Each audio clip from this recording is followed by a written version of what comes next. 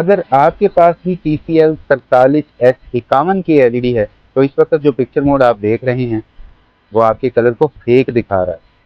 मैंने इस टीवी के ऑलमोस्ट सारे पिक्चर मोड टेस्ट किए हुए, तो आज मैं आपको वो सेटिंग दिखाता हूँ जो असल में सबसे बेस्ट सेटिंग है।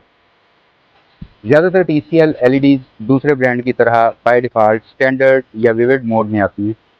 ये मोड शोरूम में कलर को ब्राइट और बोल्ड दिखाता है ताकि कस्टमर को लगे कि चलती हुई LED अच्छी लग रही है। लेकिन ये मोड घर पर पिक्चर को फेक बना देता है, बहुत ज़्यादा ब्लू और ज़रूरत से ज़्यादा शार्प। अब दोस्तों, बेस्ट एक्सपीरियंस के लिए सबसे पहली चीज़ जो चेंज करनी है वो है पिक्चर मोड। तो यहाँ पर हम सेटिंग में आएंगे। सेटिंग में आने के बाद ये जो पैनल ओपन हुआ है इसमें आपको यहाँ पर डिस्प्ले एंड पिक्चर की सेटिंग मिलती है। इसे ओपन करेंगे तो यहाँ पर हमें पिक्चर मोड देखने को मिलता है। तो दोस्तों, पिक्चर मोड को विविड, स्पोर्ट, गेम या एनर्जी सेविंग से हटाकर हम मूवी मोड सेलेक्ट करें। तो यहाँ पर हम मूवी मोड को सेलेक्ट कर लेते हैं। ये मोड सबसे ज़्यादा रियलिस्टिक कलर दिखाता है। नंबर 2, जब आप पहली बार मूवी मोड पे स्विच करेंगे तो पिक्चर थोड़ी वार्म, ऑलमोस्ट येलोइश लग सकती है, और ये नॉर्मल है क्योंकि आपकी आंखें पहले वाले कूल कलर्स और ब्लू टोन की आदी हो चुकी हैं। 10 से 15 मिनट दें, फिर ये कलर नेचुरल लगने लगे। नंबर 3, उसके बाद हम सीधा चले जाएंगे एडवांस सेटिंग। एडवांस सेटिंग को ओपन करेंगे तो सबसे पहले हमारे पास आता है कलर टेम्परेचर। अब यहाँ पर कलर टेम्परेचर को हम वार्म पे सेट करेंगे। यहाँ पे कूल है तो हम इसे वार्म कलर पे सेट करेंगे। डिफ़ॉल्ट में ये यूजुअली कूल पे ही होता है, जो स्क्रीन को नीला दिखाता है। वार्म करने से कलर नेचुरल और स्किन टोन अच्छी हो जाती है। नंबर 4, बैक आएंगे। एडवांस सेटिंग में ही अगली जो ऑप्शन हमें मिलती है वो है DNR और MPEG-NR। इसको ऑफ या लो कर देंगे। ये सेटिंग वीडियो को ज़्यादा प्रोसेस कर लेती है, जिससे असल डिटेल दब जाती है और पिक्चर थोड़ी सॉफ्ट समझ लगती है। लेकिन इसको ऑफ कर देने से रियल शार्पनेस, डिटेल वापस नजर आती है। तो हम इसे यहाँ से ऑफ कर देंगे।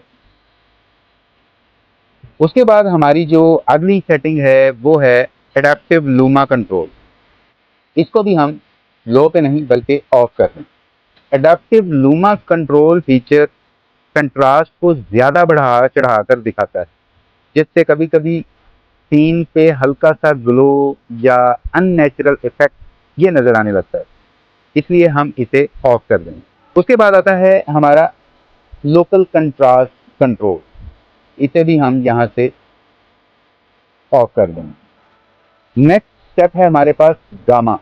तो गामा में जाकर हम इसको लो सेलेक्ट करेंगे, जो ब्लैक और शेडो को बैलेंस रखेगा, ना ज़्यादा डार्क ना ज़्यादा वाश्ड आउट। तो हम इसे यहाँ से मिडल पे सेलेक्ट कर लेते हैं। उसके बाद हमें ऑप्शन मिलती है कलर स्पेस। तो कलर स्पेस को ऑटो पे रखेंगे।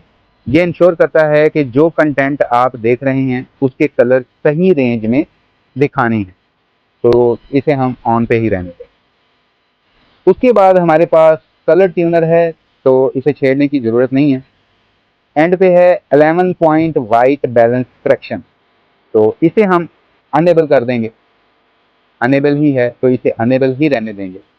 ये सारी सेटिंग कर लेने के बाद हम वापस आएंगे पिक्चर सेटिंग में, और यहाँ पर बैकलाइट को अपने रूम के हिसाब से जितना कम से कम कर सकते हैं उसे सेट करें।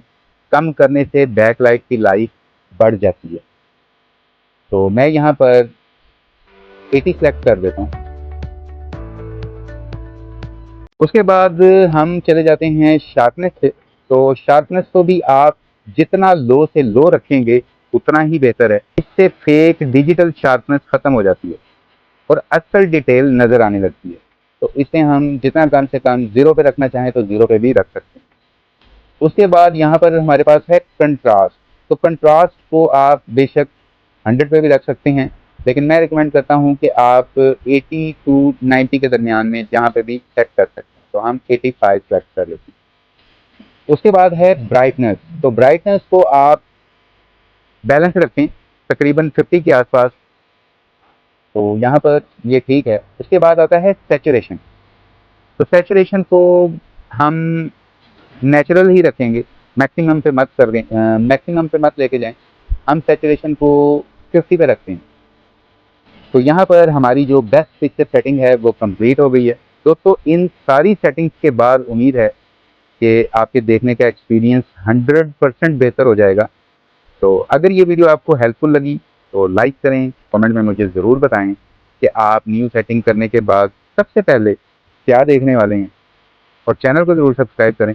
मिलते हैं किसी नेक्स्ट वीडियो में ऐसे ही रियल टेस्टेड टीवी गाइड के साथ। तब तक के लिए अपना ख्याल रखिएगा। अल्लाह हाफ़िज़।